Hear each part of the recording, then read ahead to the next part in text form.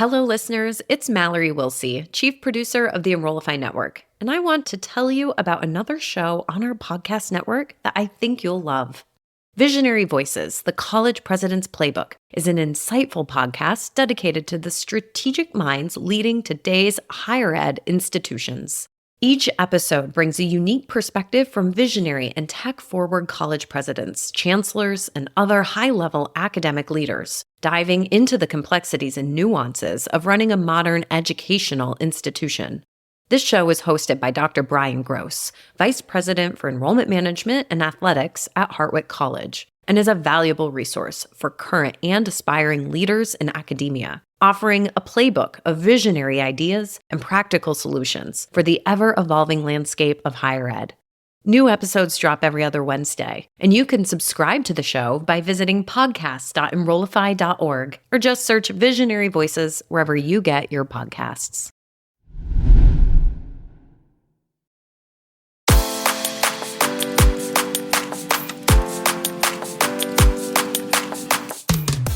I am back! Welcome to Generation AI, the podcast where we demystify artificial intelligence in the world of higher education. I'm so excited that artists let me do this thing again. And yes, I'm JC Bonilla, and I am joined by my amazing, always doing this intro, Artist Katui. How you doing, my friend? Wow, that was great. We're going to let you do it going on for a while now. So I don't know if that's what you want. There's always a little twist. You get consistency with me. There's always a little twist, and what happens is I'm always complaining. So if you let me do it, then I'm gonna lose my, my je ne sais quoi. So just give me a cadence that every 4 intros I get to do one, so I get to bitch about it and make it a thing. That's all right. How you doing, my friend? Doing great. We have an interesting episode today. It's kind of a continuation on what we talked a little bit about last episode on AI assistants. Yeah, staff augmentation. You blew my mind with that Kevin, even. What is his name? Devin, yes. Devin? The software dude? Or gal? Software AI engineer. What an incredible episode, everybody. Last episode, artists took me through the unveiling of the first software engineering assistant, which is basically an agglomeration or ecosystem of agents built on all the AI infrastructure that we've been talking over the course of, almost 20 episodes, that allows you to literally bring a team, the construct of a team, aka the staff augmentation. And it was fascinating to hear from artists how the element play, it's basically starting to think that way from the point of view of, can an assistant support the student, the journey of the student, but how also the assistant is supporting the administrator in all the marketing use cases and the marketing recruitment use cases you're thinking about. So fascinating. Really, really enjoyed it, artists. But today you wanted us to go deeper into the obvious applications or implications of staff augmentation via AI, which is, what is it? What should everyone be thinking about once they hear that there's an AI team doing this work for you? Is AI going to take my job? It's Devin going to take the job of every software engineer at Element. It's the Element bot, Copilot, or whatever his name. Sorry, I don't know the name. It's Bolt, man. It's Bolt. Going to take over Bobby, Jane, the international recruiter, the events manager, the admissions counselor. Are those jobs basically jeopardized? Today's episode, it's an unpacking of your perspective, my perspective, informed by all the sources that we have today. So that's the plan today. So let's start with some stats, right? All right. 40 or 60 years ago, 60% of the jobs that we do today didn't even exist. So when we look at it, like the progression of time, yeah, of course, our jobs are going to evolve. We're going to have new jobs going forward, and they're going to always be different. And there's always going to be new ones that I'm not even thinking about. 150 years ago, farming was a big thing. Now, whole farms can be run by just one person through automation and even through AI. So your point is there's no such thing from this research or this data point, there's no such thing as job erosion. There's job evolution. Job evolution. Exactly. So job erosion and job replacement, they're transforming, but there's always going to be new jobs that are going to be available. And of course, we can talk about the upskilling component of this. And as we think about, this feels a little bit different, right? It feels like things are changing a little bit faster. And a lot of folks need to catch up with it, but they're also thinking, oh, wow, AI has gotten really good and it can replace certain things that I'm doing right now. So you're probably in two camps. And as I do a lot of speaking engagement and I do a lot of talking about AI, there's folks who are in the camp of, oh shit, this thing does exactly what I do. And you know what? I'm going to be someone who is going to stay away from it and who's going to reject it. Or you're in the other camp where, oh shit, this thing can do a lot of the things that I can do. Great. I'm going to use it. And now I'm going to get my stuff done faster and I'm going to do higher level work or more of that type of work.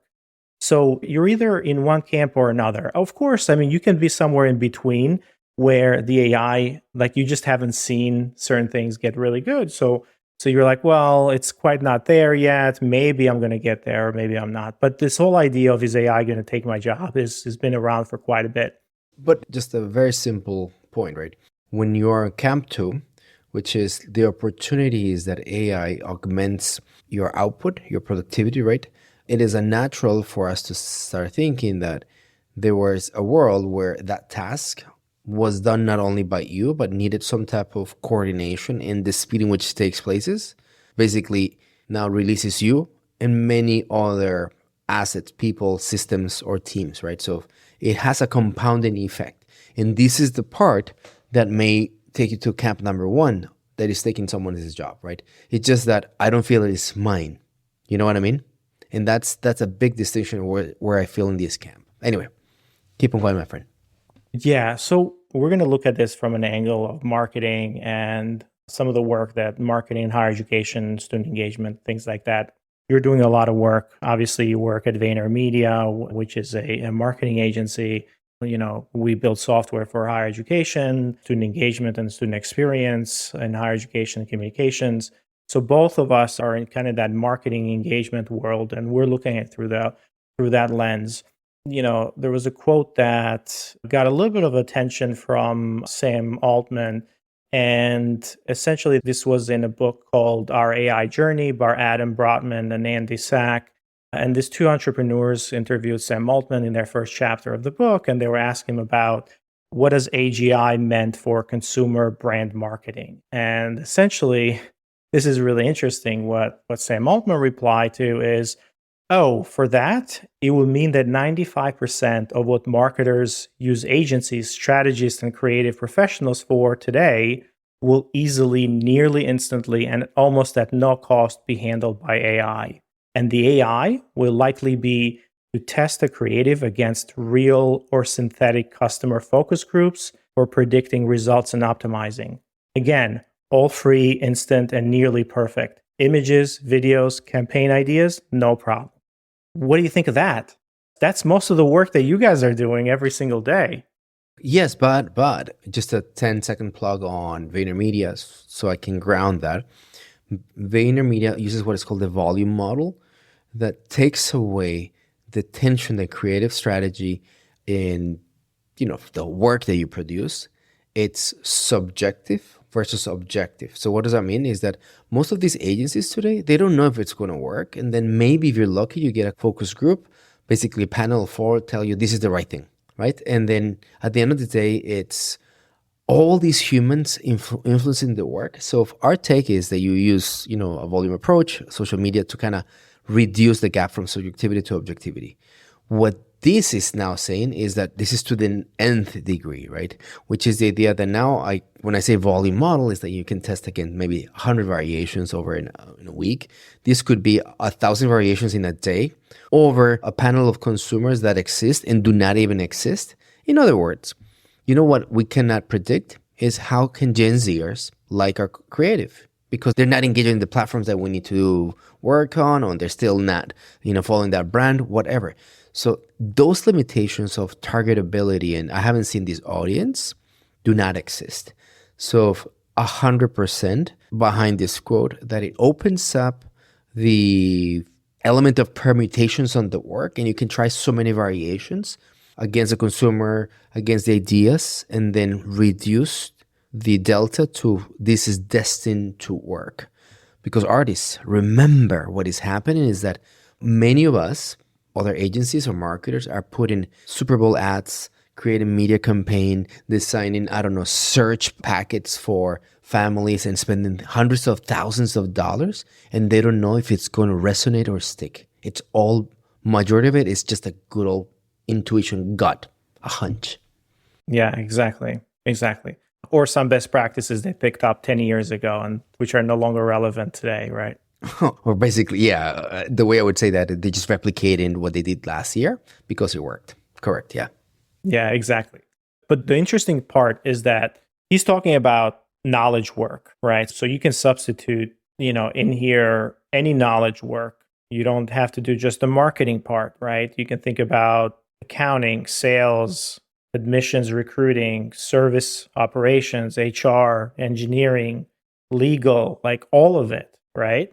And what we're talking about, we're not just talking about the AI of today or where these capabilities of large language models are today or the reasoning capabilities. We're talking about AGI or artificial general intelligence, which we're maybe anywhere between 3 to 5 years away, right? And that's what the CEO of NVIDIA is pushing for. And then talking about that horizon, Sam Altman from OpenAI, that's what they're thinking about. You can come a little bit earlier. But anyway, it's not a long time. I mean, 3 to 5 years is not a really long time. We're talking about 2028 or even 2030. Before 2030, AGI is going to be here. And it's going to have these amazing capabilities to be a substitute for any of these knowledge work capabilities, right? So, of course, folks are going to get scared and be like, is it going to replace my job? And I don't know that. Like, I'm hoping it will replace my job for sure. It will take a lot of stuff off my plate. You know that this company just did Bobby, the CEO assistant. Oh, really? But I just honestly think that is an evolution of the CEO job or the marketer, the strategist, right? I just don't think that this is, as we look at this data, we look at the trends, and when we look at also the evolution of the profession, I just feel that, again, what a strategy does today, what our creator does today, will evolve, right? And it's just that it will not take my job. It will push me to do things differently. So if the question is, will I want to keep up? This is not the truck driver, right, in autonomous that basically needs to crush, I don't know, from Texas to Boston in 2 nights. And, now a bot is doing that and autonomous driver takes care of that job, right? Like disappears, right? So now I need to figure out a way from trucking to, I don't know, becoming a plumber. This is slightly different, right? I think that what this is makes the strategist, I don't have to take care of the research. Now I'm going to move to go in depth in a variation of whatever I was not doing before because, I only had 2 hours left. Now I have 18 left. I really think it's going to be that way. You're absolutely right. And, I don't know how fast we're going to get there, but one of the things that we'll probably get to is more leisure time or, as productivity increases tremendously, we'll have that flexibility. Who is pushing for a 32-hour work week? Vermont Senator Bernie Sanders. Yeah. So it's essentially saying, hey, take all his productivity gains and then bring him back and have a 32, which is never going to happen, by the way, because every productivity gain, it's like we're a species that constantly can consume, and never get enough of that consumption. At least that's the way I see it. And the more time we're going to have or the more things we can do, the more of that consumption demand there's going to be until we move to a place where everything is really personalized, right? So you want something, it's going to be on demand, it's going to be, like the old adage of marketing has been the right message, the right time, the right audience, right? And the audience of one. So if we apply that to this AI new world, it's, hey, we're going to have ads that get created instantaneously for artists or for JC that knows exactly what JC wants at the right moment. And they're going to appear at the right place for him through their glasses, through their headsets or whatever. So it's like, it takes a lot to do that. And personalization then becomes very massive. Let me do this mental exercise. I think it's going to be useful. Artist, 3 questions. How many emails do you have on your inbox right now? Emails. Oh, you want my inbox right now? Yeah. I have, A ridiculous number, right? 829,956. So say about 10 years ago, right? How many do you think you had in your inbox? Oh, a lot less than that. Maybe a couple of thousand. Yeah. I've always used my inbox basically as a stream, but yes, a magnitude order less. Oh, I wouldn't be surprised if there's thousands of numbers of unopened emails, right? Just because the technology has allowed us to generate from email merges to just thousands of variations of email that are personalized or mimic to be personalized that clogs someone else's email. So the need of an email now needs to be very special because 10 years ago, it was likely that your email inbox was very clean because the ratio of emails, you were not bombarded at the rate that you are today. Is it possible that as compute AI, penetrates the creative space and also that you can do so many thousand variations that basically what the art and the science evolves to the next level that is just basically, hey, this is all fake, I don't care about it, it's AI generated. So the craftsmanship evolves because the interest and the appetite and attention also evolves. There's also that scenario. And we don't know if it's going to be the case. So just because AI can do it, that doesn't mean that then we will care and we'll actually watch it because it's all about, did I see it? Yes. Did I care? And that second one is what creates applications, admissions, consumer attention, and dollars and cents. I mean, AI is not there yet, right? Look, we talk about AI as this monolithic thing, but it's a lot of different things, right? So it's actually appearing in a lot of different places. And one of the things that we talk about a lot about here is about generative AI and how it works in this large language models and this reasoning engines, right? And where we are today, a lot of these LLMs are pretty stupid, I would say, right? There's no inherent reasoning capabilities that are smart, what we consider. There's emergent behavior based on the data that we've given, but we're going to get to a place where it's consumed all of the data and it's kind of done a lot of these things. And right now we are in where it doesn't have a lot of memory. These LLMs don't have a lot of memory. So it loses track of where we are. So you can't just say, here is all the corpus of information of all of my emails, and now tell me something about an email that I received 3 months ago or a year ago. We have to use a lot of techniques in order to augment their memory. So we're not quite there yet. And of course, we're doing that.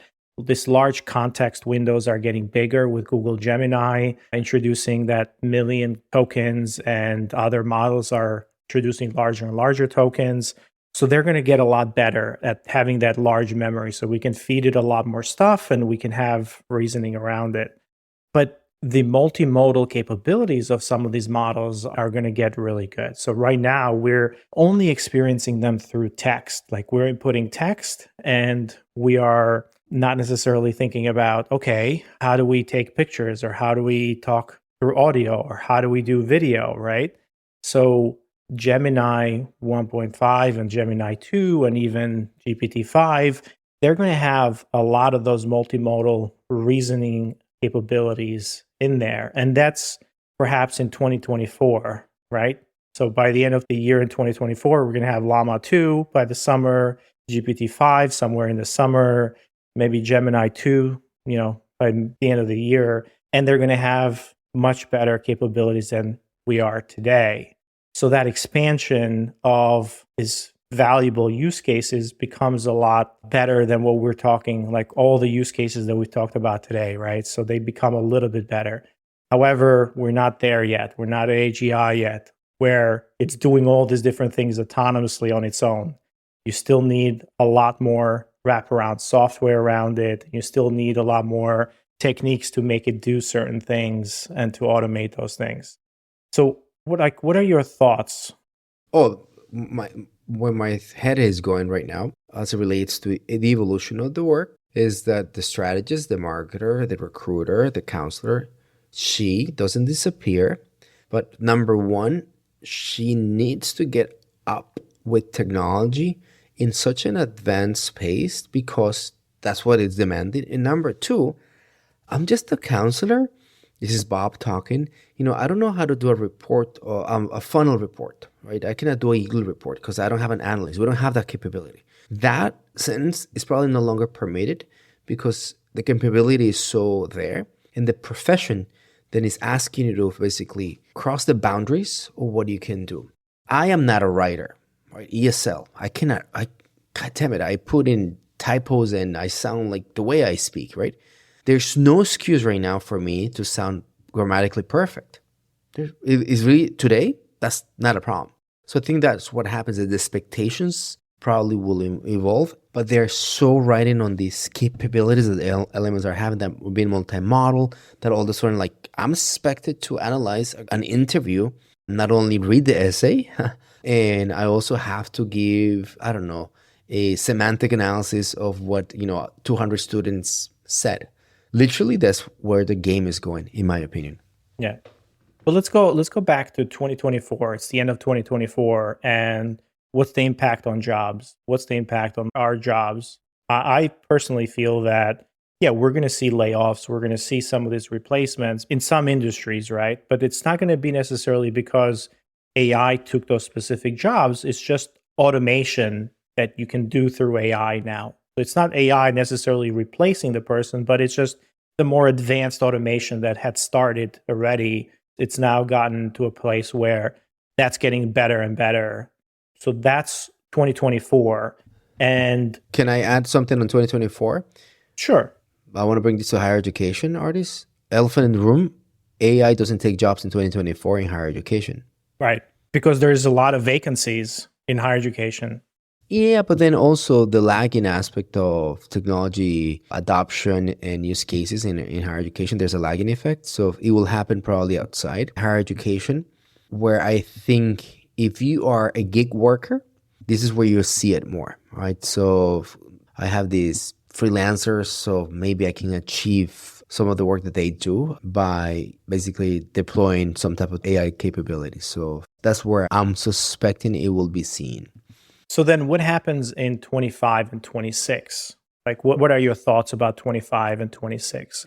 Let's say that this year it's all about, hey, we're going to get this larger context windows from these models. We're going to get better at some of the reasoning capabilities so we can do more in memory. We're going to get better chat GPT, for example, to write a lot better, to be introduced in some of the tools, like, for example, what we're building at Element. Like, we're going to get some of those better models to have this AI assistance, but the adoption is not going to be there quite yet. And it's all just large language models, 2025 and 2026. What are you thinking there?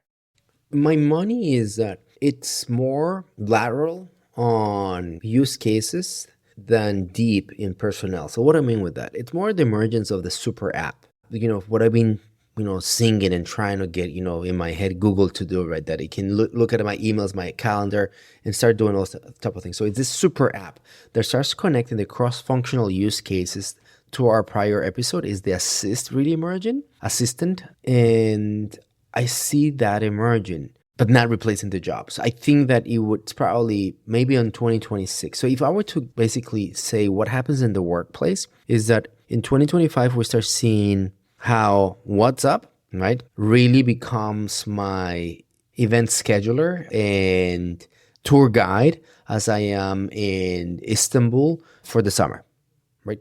So by 2026, this is where maybe you start seeing the pinch on the event agent, local guy in Istanbul. So I think it's that type of sequencing. What do you think, my friend?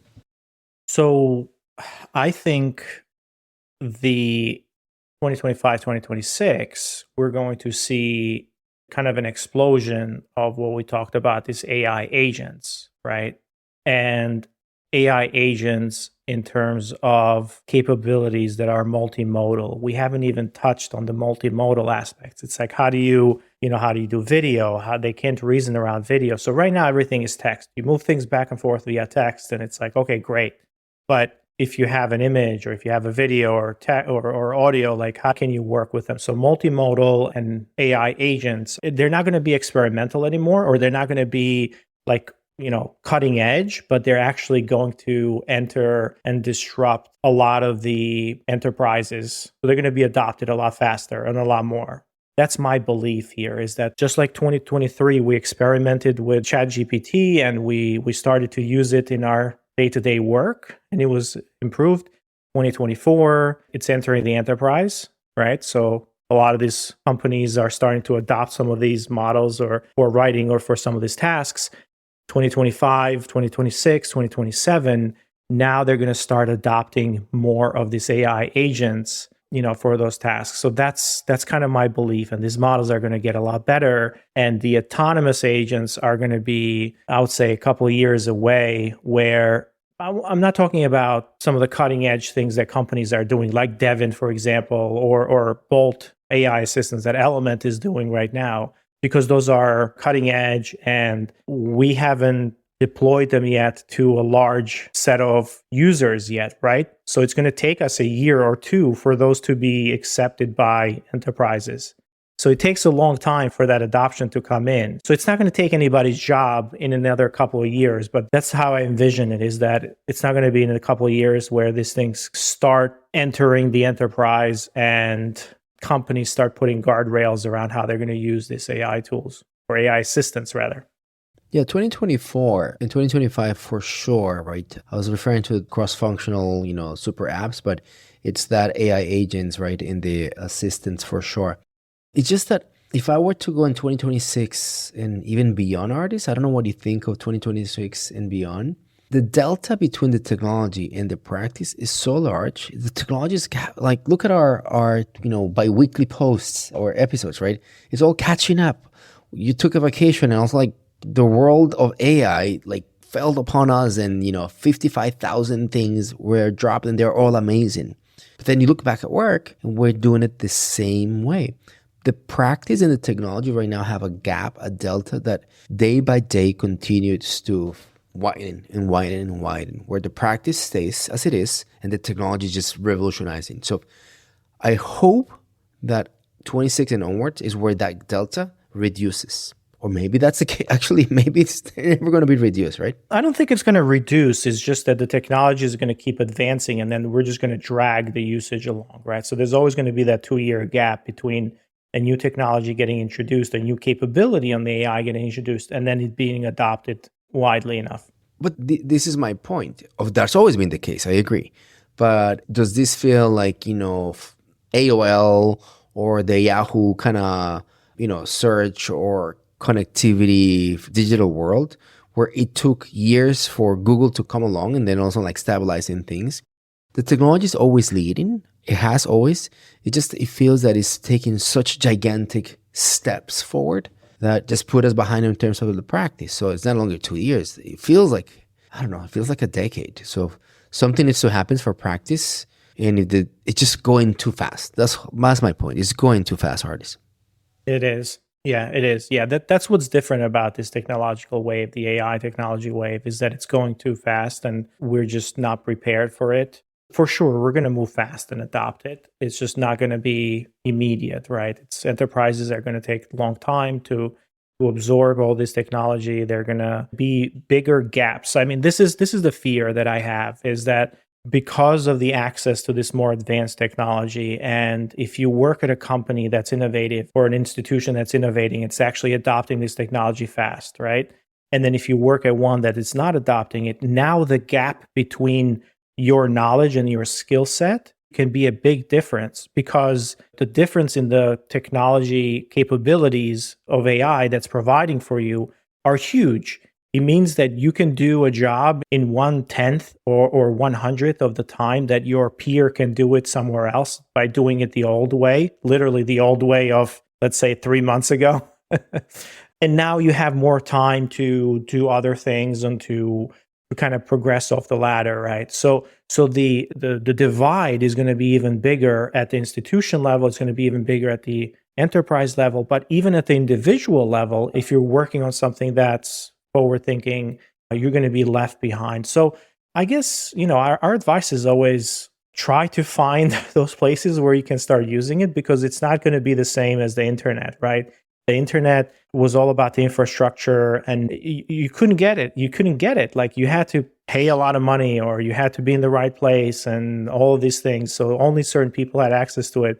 But with AI now, you can have access to ChatGPT, which is the frontier models for $29 or $20 that nobody else has. So that's the big difference that I see today, is that if you're not using or adopting it and you're not learning, then that divide is going to be even bigger because these things move so fast. So those who adopt it will have a huge advantage over those who don't and don't move quickly. And you know the old as in like a year. there's this saying, AI is not going to take your job, right? And maybe we should end with that. But somebody who's using AI is going to take your job. Oof, that's powerful. AI is not going to take your job, but someone using AI will take your job. Wow, I couldn't agree more with that. Everybody, skill up. Make AI your companion, your assistant, because the person who has it will take your job. That's fantastic, artist. How about we close it at that? I don't think we can go at any higher than that. That's it. Subscribe, follow us. We love you, but subscribe. We love you more. Exactly. Thanks, everyone. Yeah, please follow us and leave us some really great ratings. Artist, thank you so much. Great conversation. Yeah, this was great. Till next time, everyone. Generation AI is part of the Enrollify podcast network. If you like this podcast, chances are you're going to like other Enrollify shows too. Our podcast network is growing weekly, and we've got a wide range of marketing, enrollment, and higher ed technology shows that are jam-packed with stories, ideas, and frameworks, all designed to empower you to be a better higher ed professional.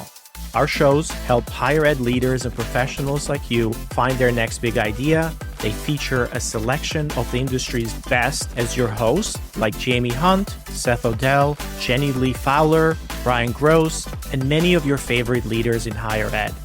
Enrollify is made possible by Element 451, the next generation AI student engagement platform that's helping institutions all over the country create meaningful, personalized, and engaging connections with their prospects and students. Learn more at element451.com.